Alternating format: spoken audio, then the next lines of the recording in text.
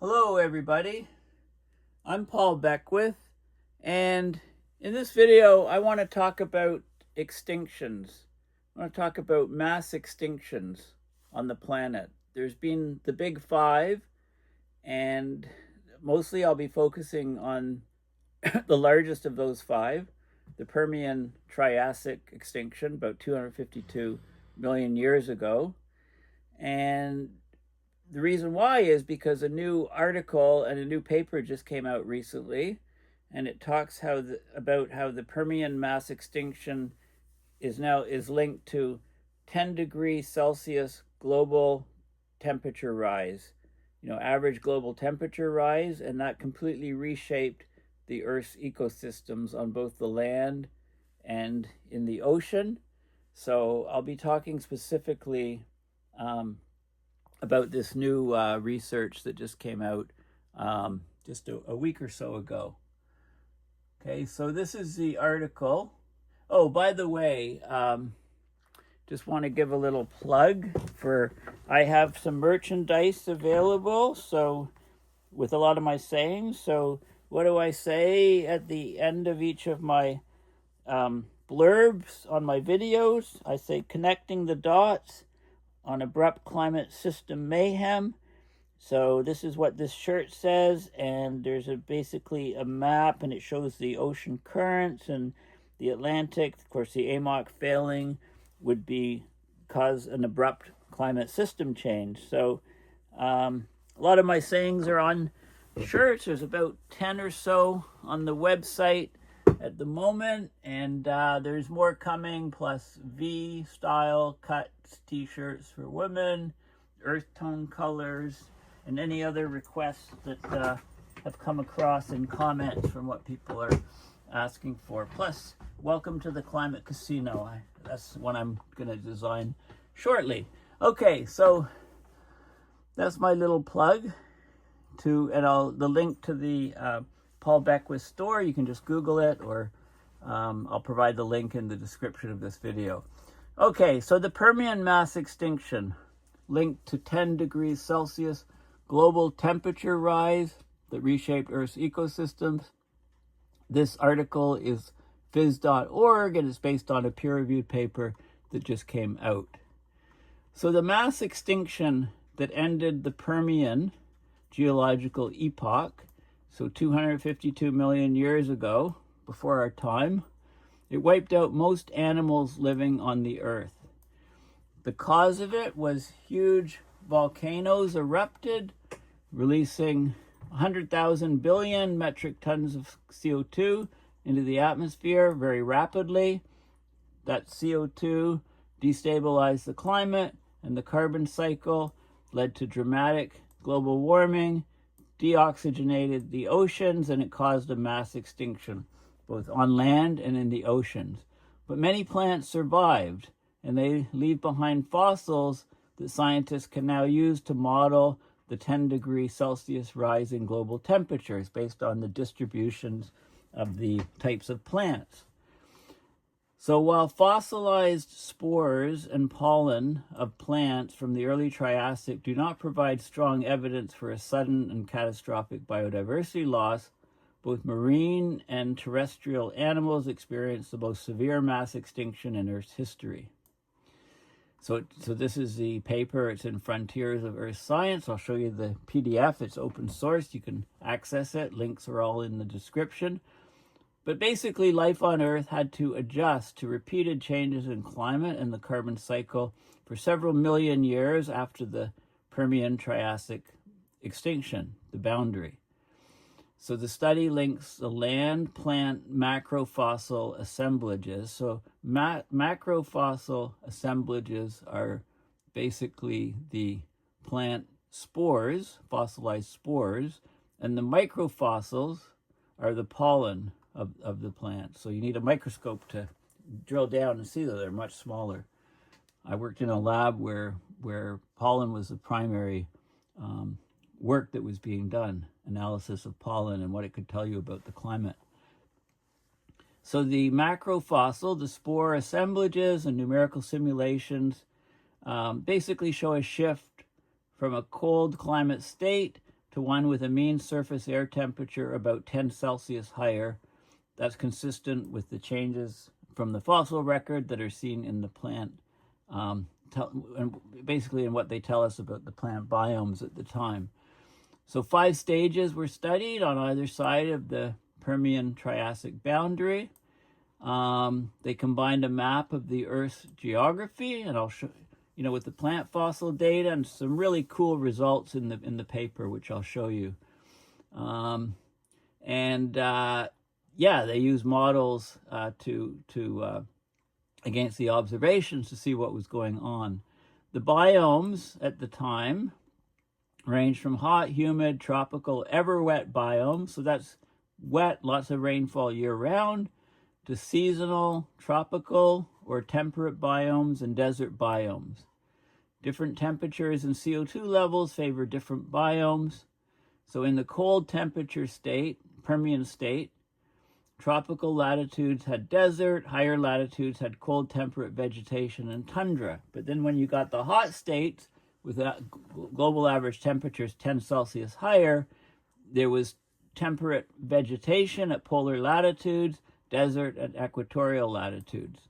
The more CO2 that was present, the warmer, of course, and the wetter the biomes are, which is exactly what you expect because there's more evaporation of seawater when it's warmer, more energy in the atmosphere, right? You know the picture.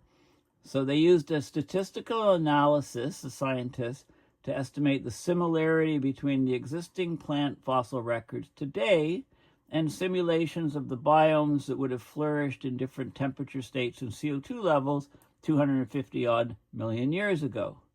These biomes changed dramatically at the Permian Triassic boundary as the planet moved from a cold climate to a warm one. So the earliest periods in the Permian were cold. The first period of the Triassic had a disturbed climate, which couldn't really be easily identified. And it could be due to sampling biases in the data, poor fossil preservation for whatever reason. But it could also be due to short-term climate oscillations, which didn't allow the biomes to stabilize, so you get a mishmash in the fossil record. This is, I think, the most likely scenario, but we need more fossil data around the world to clarify this. The later Triassic was much hotter.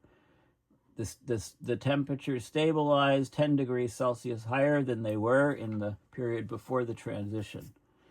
This transition from the cold climate state to a hotter state was basically 10 Celsius increase in the mean global surface air temperature and an intensification of the water cycle, the evaporation of water, the rainfall. So tropical, ever wet, and summer wet. Ever wet is wet year-round. Summer wet is just really wet in the summer. These biomes emerge in the tropics, replacing the deserts. And the warm, cool, temperate biome shifted towards the polar regions, and there was a complete disappearance of tundra ecosystems. So I'll show you what the Earth looked like back then when we get into the paper. And the shift in vegetation can be linked to tipping mechanisms, abrupt climate system change, as my t-shirt indicates, between steady states of climate. So it gives us more information. It lets us understand tipping behavior today in the climate system in response to present-day CO2 increases. And it says, it says if the increase continues at the same rate, we'd reach the level of emissions that caused the KT mass extinction. It would take thousands of years, but this is not accounting for tipping points. So I don't know why this statement's really in there. And so they modeled the climate and they looked at the results, compared it to the fossil record of biomes and so on. And they talk about some areas that they might do more research on it. Now, before I get to the paper, I want to show you, well, this is the paper here, 14 pages, which was just published very recently, March 11, 2025. So just over 12 days ago. Okay, so we'll get to the paper in a second, but I want to point out the Wikipedia, 2 excellent sites. Wikipedia Extinction Event, So it talks about, what we call an extinction event, or called a mass extinction or biotic crisis. It's a widespread and rapid decrease in the biodiversity and the number of species on the planet. There's a huge fall in diversity and abundance of multicellular organisms. It occurs when the rate of extinction increases with respect to the background rate. And there's the estimates of the number of major mass extinctions in the last 540 million years range from as few as 5 to more than 20. Okay, and then you have to define what's a major versus a minor. Anyway, we talk about the big five. Okay, so the big five, there was a landmark paper published in 1982, identified 5 geological intervals with excessive diversity loss, and the reasons why we think those happen. So late Ordovician mass extinction. This is 445 to 444 million years ago. 27% of all families, 57% of all genera, 85% of all species just disappeared. It's the second largest of the 5 major extinctions. Some people say that humans now are causing the 6th mass extinction. The causes: global warming related to volcanism and anoxia, and are considered the main reasons. That was just updated in May 2020. Before, we thought it was cooling and glaciation. Then there's the late Devonian, 372 to 359. This brought an end to some species, killed 70% of all species. Strong ecological impacts. Not sure what the cause was of this one. Permian Triassic. This is the Great Dying, it's called. There's a book called The Great Dying, I believe. It's Permian Triassic. It's the largest extinction in the Phanerozoic, so last half a billion years. 53% of marine families died, 84% of marine genera, 81% of all marine species, 70% of terrestrial. It was the largest known extinction event for insects. There were huge insects before, not afterwards. The highly successful marine arthropod, the trilobite, became extinct. This is the trilobite, these little critters. The Great Dying had huge evolutionary significance. Recovery of vertebrates took 30 million years. The vacant niches created the opportunity for these type of birds and crocodiles to become ascendant species. In the seas, the percentage of animals that were sessile, they're rooted, they don't have any mobility, dropped significantly. The whole Permian was a difficult time for marine life, and then the PT boundary did a number on it. So it's like the largest. This one here, the Triassic, Jurassic, was another big one. But this is the most famous one, of course, the Cretaceous Paleogene extinction, the dino killing, the end Cretaceous. Also, it was called the KT extinction before. Now it's the KPG, Paleogene extinction. It was the asteroid that took out the dinosaurs. It also took out 17% of all families, 50% of all genera, 75% of all species. So it was the one that people are most familiar with. The asteroid that hit in the Yucatan Peninsula, left a gaping hole. Of course, the 6th mass extinction is what we call for what's happening now. 1982 paper, they concluded that a 6th mass extinction event due to human activities is currently underway. So call it the Holocene extinction, or call it the anthropogenic or human-caused extinction. Extinctions have occurred at over 1,000 times the background rate since 1900. The rate's increasing. Mass extinction is a result of human activity, an ecocide. driven by population growth of humans, overconsumption of the natural resources. An assessment in 2019 on global biodiversity said that out of an estimated 8 million species, 1 million are currently threatened with extinction. A paper in 2021, over 1 million species could go extinct within a decade as the largest mass extinction since the dinos. 2023 study, 73 genera of animals have gone extinct. If humans had never existed, it would have taken 18,000 years for the same genera to have disappeared. Okay, and then they rate all these extinctions by severity here, and you can see the Permian, Triassic, the numbers here. This number here is the loss, the ecological ranking. There's some other parameters.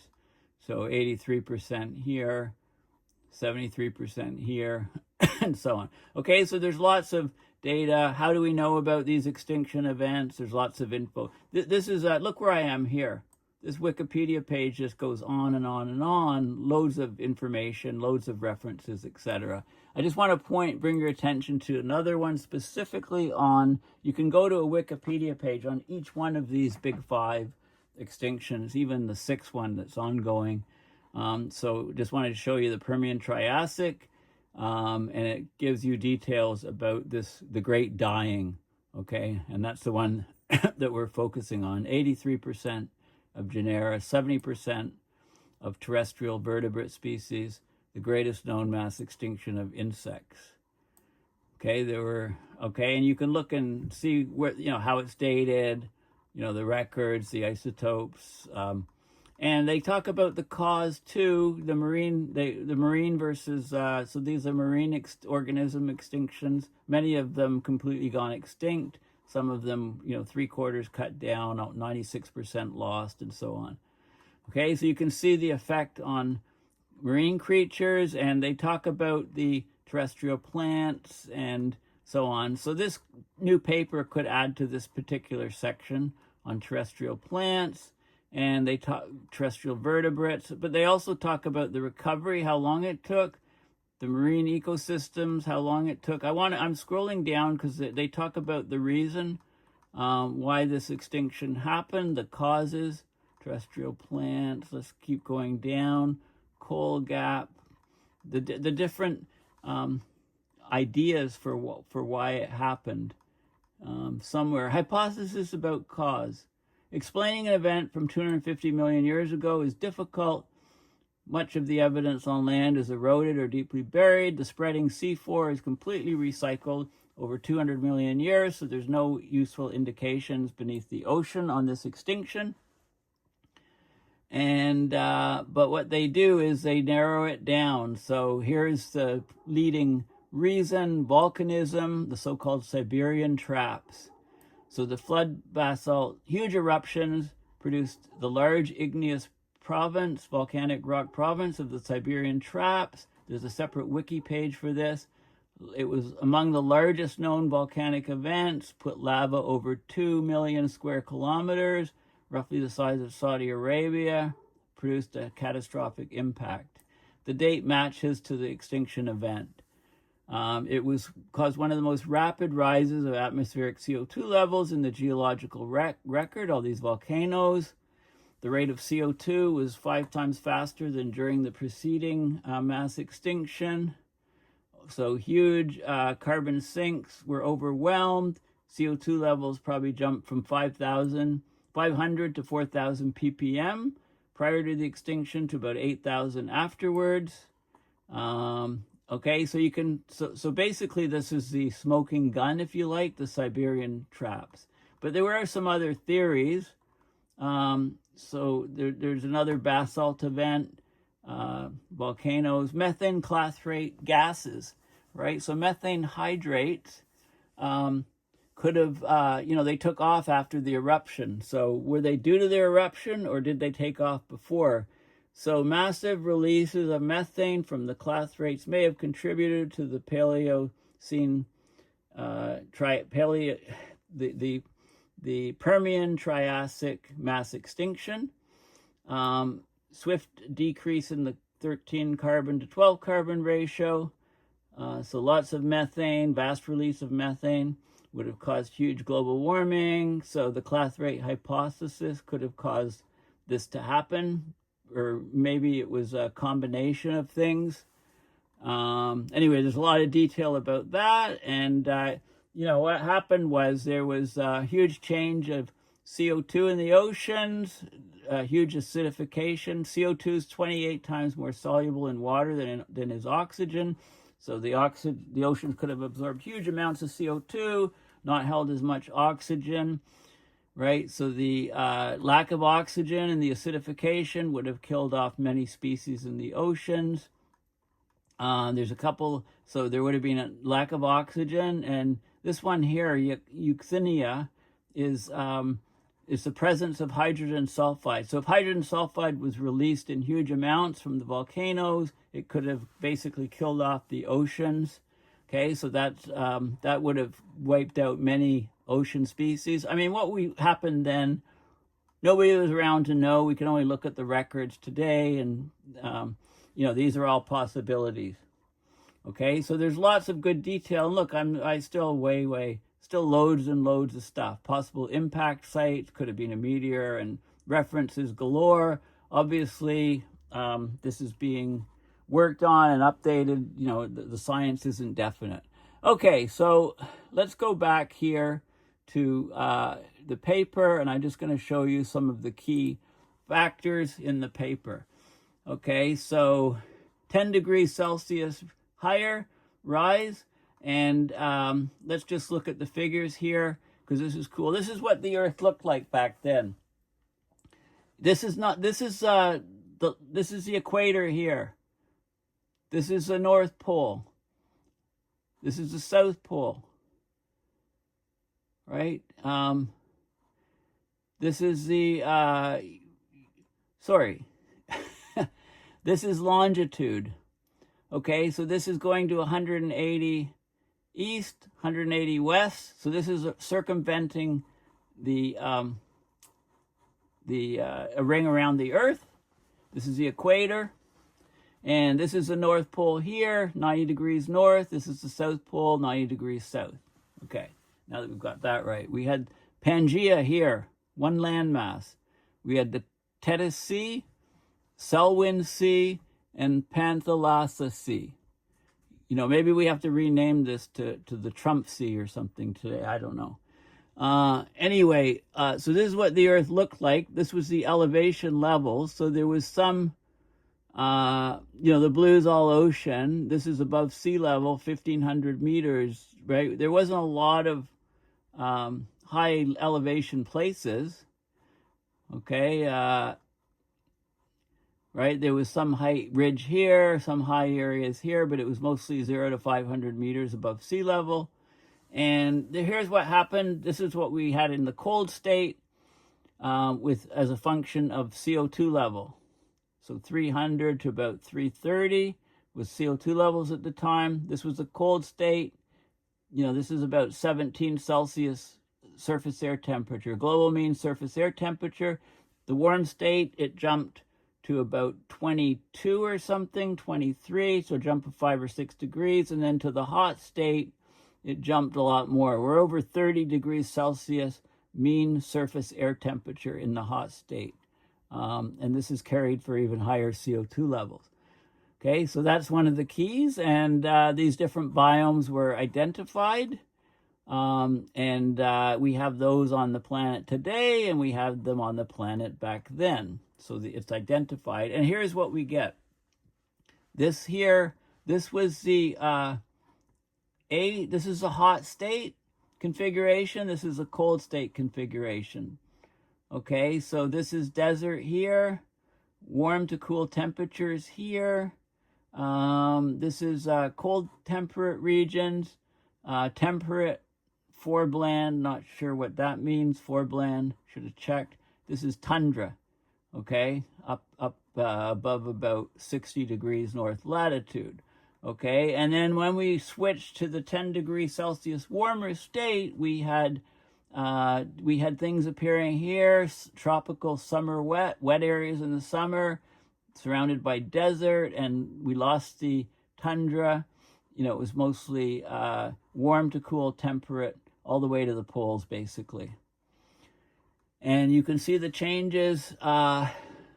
This is, they calculated what they looked at called the geodesic distance. So they compared fossil records. They knew when you get fossil records, they could then go back and say where it was on Pangea and compare it to present day climate, temperate climates, to get these different zones here. So that's some of the statistics, and this is some of the key stuff. This is in the hot state at 308 ppm up to 350 ppm, right? Higher CO2, you know, wetter regions here. This is in the warm state at a couple CO2 levels, and this is in the cold state. So we got a huge shift from the volcanoes, the Siberian Traps, which changed the vegetation. And there's a lot of statistics on the geodesic distance and stuff, and I'm going to skip over that because this is an important figure because it shows, you know, the cold state. So 259.5 million years ago, this is the Permian, cold state, and then boom, 251.9 million years, we started getting some warm areas in the hot state, and then shortly after, well, 251.2, 247, we had a lot of the planet was in a hot state, 10 degrees Celsius on average warmer than the cold states. So a big shift. And this is really neat because this shows the timeline. We had basically, you know, going back, we had the cold state, 259.51. You know, I showed you this, the vegetation in the cold state, and then it was still pretty much the cold state, not much shift from here to here. And coming forward in time, we were still in the cold state, but then we had a transition here.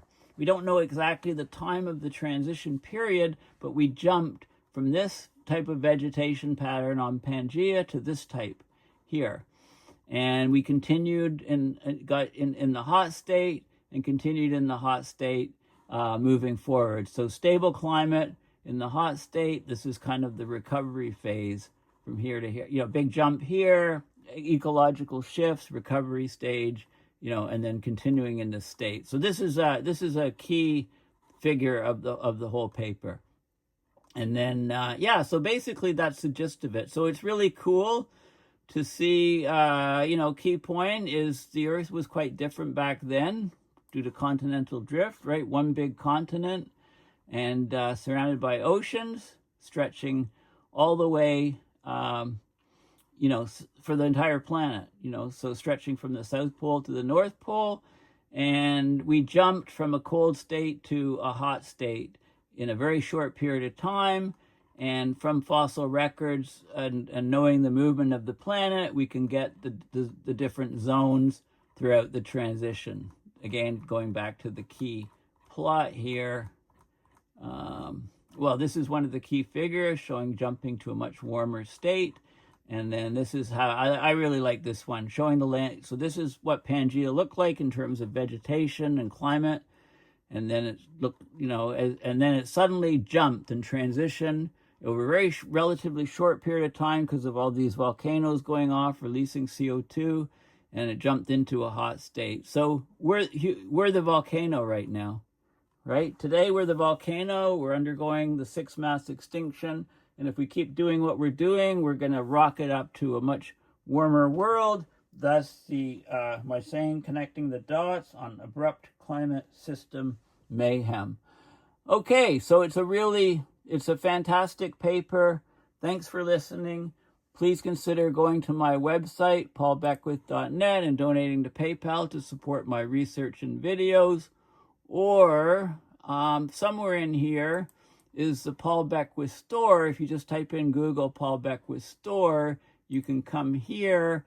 And I think a lot of these sayings are very pertinent. Like here's connecting the dots on abrupt climate system mayhem, going nonlinear, And I love climate scientists, of course. You can ignore climate change, but it won't ignore you, right? Very relevant, I think.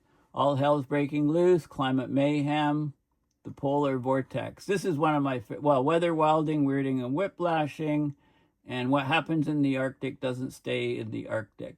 It's not like Las Vegas. I should say that on the back or something. So we're working on more colors. We're working on more shirts, more hats, etc., etc., etc. So thanks for listening, and bye for now.